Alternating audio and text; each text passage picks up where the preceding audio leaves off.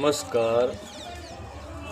आज हम बात करेंगे कि संसार झूठ है, संसार पाप है, संसार दुख है, तो परमात्मा ने बनाया क्यों?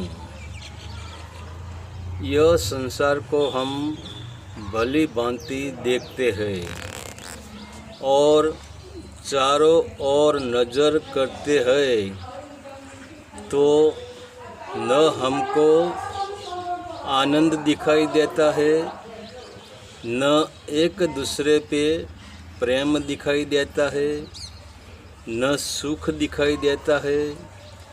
जहाँ अमीर भी दुखी है और गरीब भी दुखी है, संसारी भी दुखी है और साधु भी दुखी है, और चारों ओर हमें वासना का दर्शन होता है, लोभ का दर्शन होता है, मोह का दर्शन होता है, लालच का दर्शन होता है, क्रोध अहंकार का दर्शन होता है।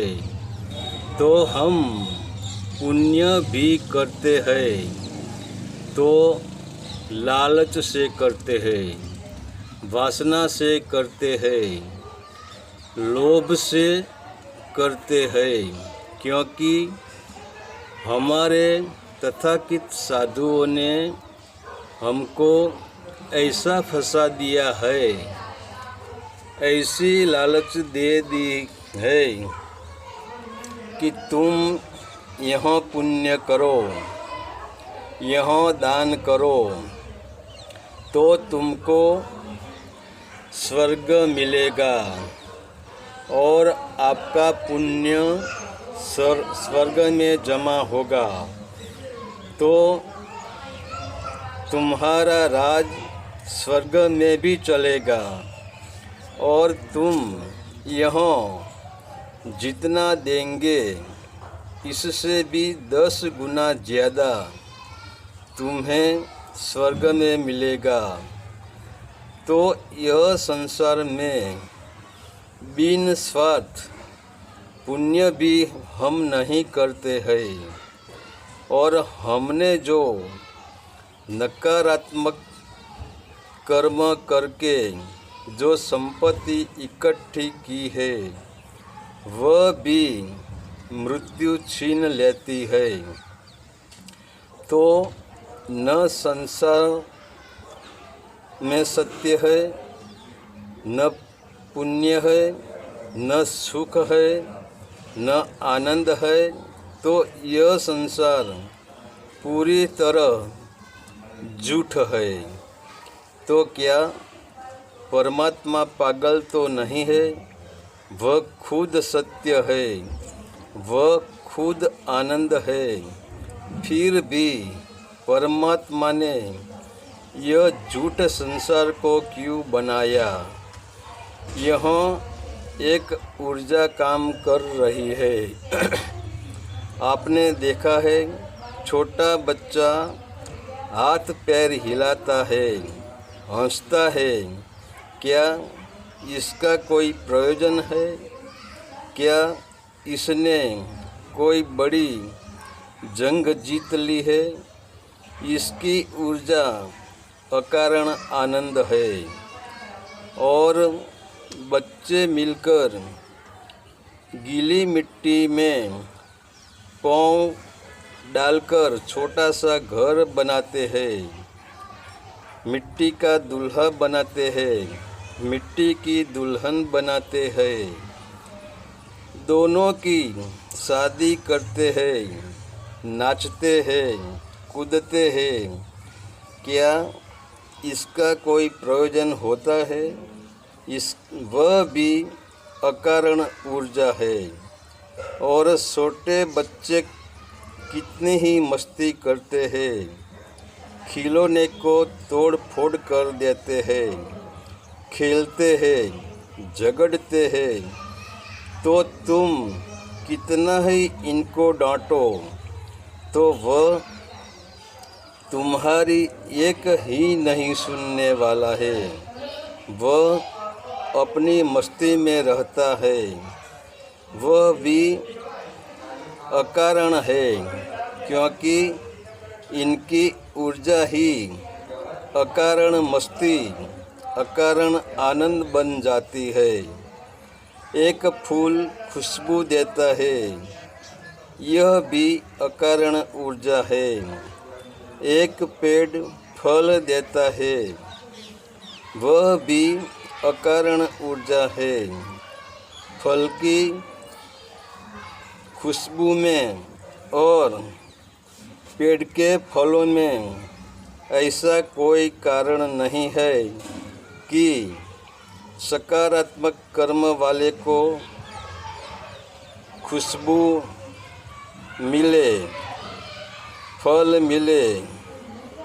सकारात्मक कर्म वाले का पेट भर दूँ, क्योंकि उनकी अकारण ऊर्जा है। वैसे ही परमात्मा की ऊर्जा अकारण है और वही ऊर्जा से परमात्मा ने यह संसार बनाया है। मगर सच बात यह है कि हम पानी के लिए कुआं बनाते हैं तो हमें कुआं में बाहर से पानी लाकर डालना नहीं है। पानी तो कुएं में मौजूद है, मगर जो कंकड़, मिट्टी, पत्थर, कीचड़ पानी में आवरण है और तुम इस आवरण को पकड़ लो तो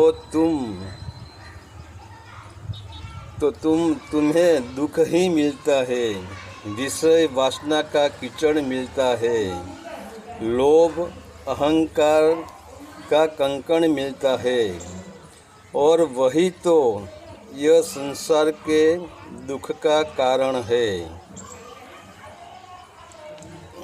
वही तो झूठ है, क्योंकि हम इसको समझ नहीं पाते हैं और हम परमात्मा को दोष देते हैं कि परमात्मा ने यह संसार बनाया क्यों।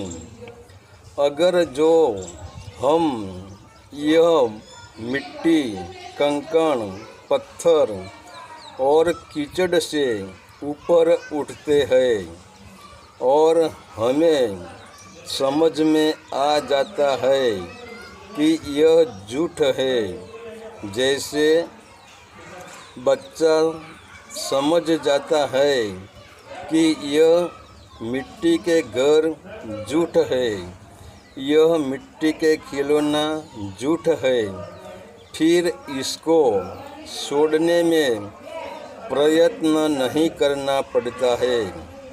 वैसे हम वासना रूपी मिट्टी, कंकड़, पत्थर, कीचड़ को समझ लेते हैं तो वह छूट जाता है और हमको सत्य का पानी मिल जाता है।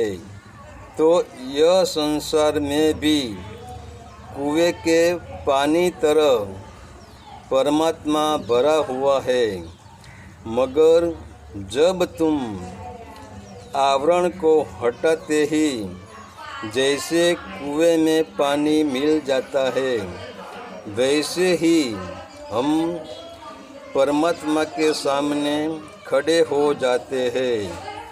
फिर हमें झूठ छूट जाता है और सत्य पकड़ जाता है, दुख मिट जाता है, आनंद मिल जाता है, पाप मिट जाता है, पुण्य का खजाना मिट जाते हैं, बंधन टूट जाता है, मुक्ति मिल जाती है, संसार छूट जाता है और तुम असीम के यात्री बन जाते हो। हरि ओम तत्सत। आदेश का प्रणाम।